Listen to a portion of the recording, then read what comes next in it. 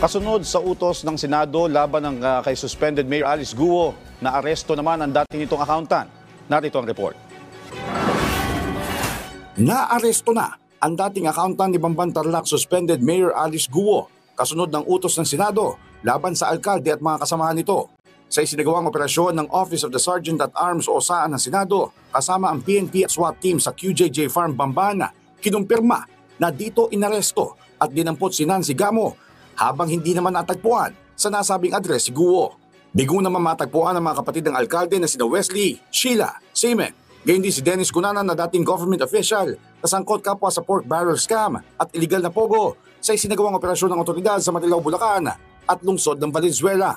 Samantala, mananatili si Gamo sa kustudiya ng Senado para sa detainment hanggat nagpapatuloy ang investigasyon sa mga illegal na pogo na kinasasangkutan ng mga ito. Matatandaan na naging pangunahing usapin si suspended Mayor Guo sa mga pagdinig ng Senado dahil sa koneksyon nito sa mga niraid ng mga Pogo Hub sa kanyang nasasakupan kung saan naging questionable ang kanyang nationality at citizenship dahil sa iba-ibang detalye sa kanyang pagkatao at pagkakakilanlan. Josh Garcia para sa Pambansang TV sa Bagong Pilipinas.